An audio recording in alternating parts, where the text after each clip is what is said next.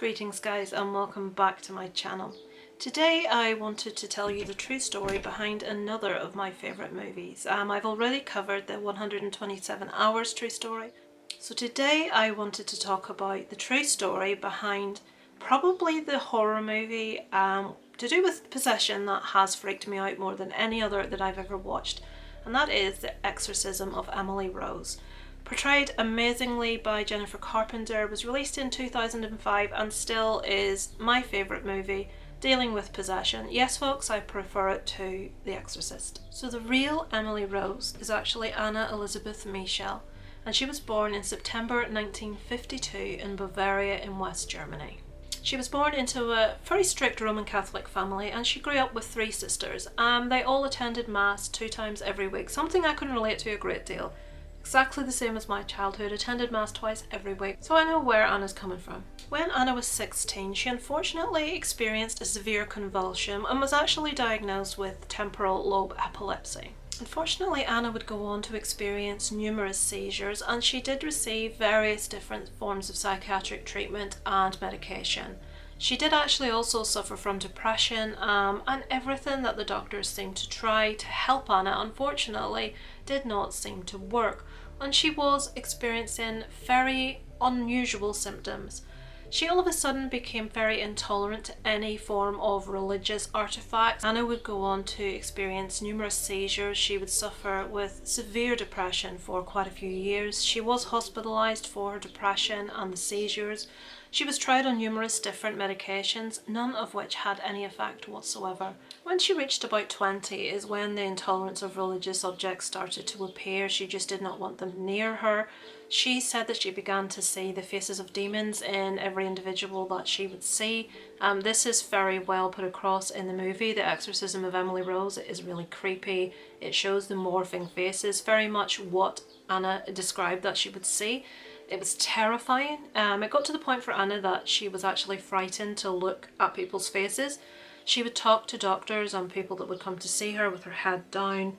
She just didn't want to see those faces, those demon faces. She said they would tell her that she would rot in hell and she was damned. And it basically turned her into a complete shell of a person. She was terrified constantly. She never left the house. She wouldn't look at people's faces. She started hearing these voices in her mind all the time.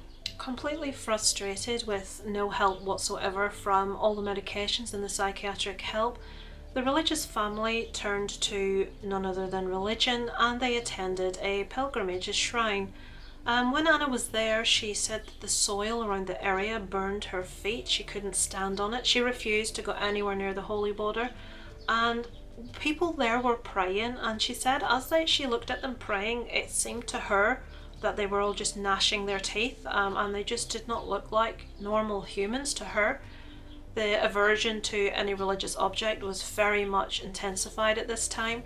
She couldn't even walk past. There was a picture of Jesus and she could not approach or walk past it. She felt ill.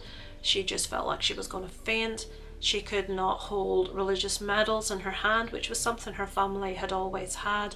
Each member of the family had always either had one or worn one around their neck, and Anna was just completely unable to even touch these items. So it was after this pilgrimage that the family decided that they thought that Anna was actually possessed, and they approached the Catholic Church to ask for an exorcism. The priests originally actually declined. Eventually, after a lot of persuasion, it went to the bishop and they were finally granted the exorcism. At this stage, Anna actually had begun hurting herself very severely. She had begun drinking her own urine.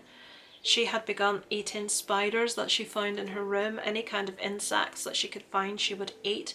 She would just exhibit all kinds of behaviour that all different medical practitioners could not actually say what was wrong with her. It always came down to the temporal lobe epilepsy, that this was most probably the actual cause, but every form of medication that she was tried on, which would help any other individual, for Anna just did not help. So the priest that the family were speaking to was called Ernst Alt, and he, upon seeing Anna, said that she did not look to him like someone that was an epileptic. I don't know what an epileptic would look like to anyone, But he actually approached the bishop, and it was through him that this exorcism was eventually allowed. Anna actually wrote a letter in 1975 to the priest, and in it she wrote, "I am nothing. Everything about me is vanity. What should I do? I have to improve.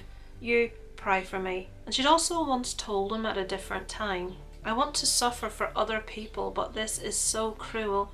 It's a very commonly held belief. Now, personally, this is not something I was brought up with as a Catholic, that in order for your sins to be forgiven, other people must suffer or pray for you. And this was an opinion held by the family. As I say, that's not something personally I was brought up with or something I was taught in the religion. But this is how Anna felt. She thought she was being punished for other people's sin, and that through this suffering other people's sins would be forgiven. So the first exorcism actually began on the 24th of September of that same year, and Anna was beginning to talk about atoning for the sins of the wayward youth. She had told her parents that she no longer wanted for them to consult with physicians or have any medical treatment, so this was at her request apparently. She also stopped eating. She would not eat at all, anything. And over the next 10 months, an astonishing 67 exorcisms would be carried out, approximately 1 to 2 per week, lasting up to 4 hours each time. During these exorcisms and at other times, Anna would actually speak in the different voices of the different demons that she said possessed her. There were many, as also represented in the movie The Exorcism of Emily Rose, very well, very terrifyingly. And I will put clips of the actual real exorcism audio recordings in the video, so you can hear the voice that Anna spoke with normally, and you can hear the voice that Anna spoke with when she was possessed, or said she was possessed by the different demons. Ja, ich will auch für die anderen leiden, damit die nicht in die Hölle kommen und so. Aber dass das dann so schlimm ist und so grausam und so furchtbar, nee. Das denkt man leiden, das ist so leichte Sache, aber wenn es dann wirklich schlimm wird, da will man überhaupt nicht mehr, da will mein Kind schlafen.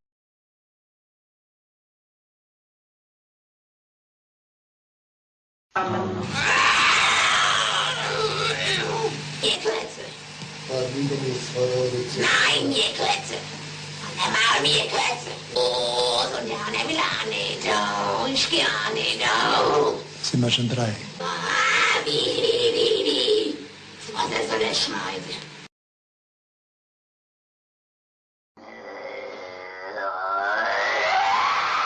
Als Kind Gottes. Ich hab dein Maul erschlagen.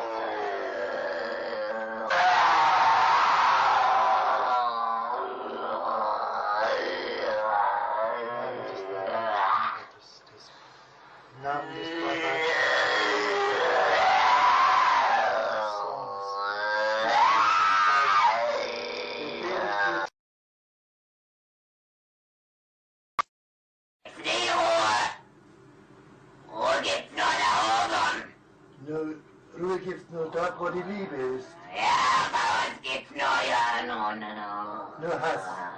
Ja. Und wo nur Hass ist, da gibt's keine Ruhe. Nein. Und für uns gibt's nie Ruhe. Nie. Weil Na, Ewigkeit.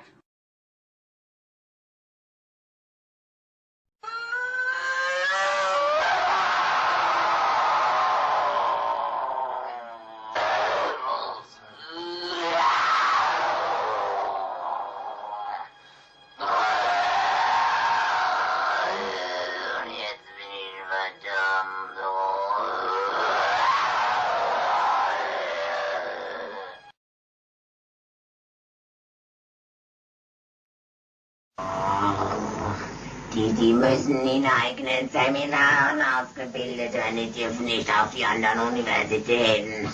Kapiert? Klar. Ist da sonst noch etwas zu sagen? Oh, weil der Teufel größere Macht.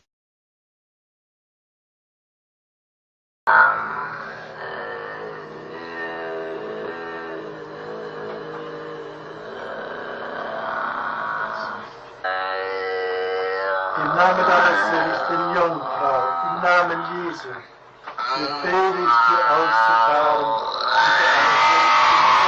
und im Namen des dreifaltigen Gottes, des Vaters, im Namen des dreifaltigen Geistes, befehle ich dir auszufahren und nicht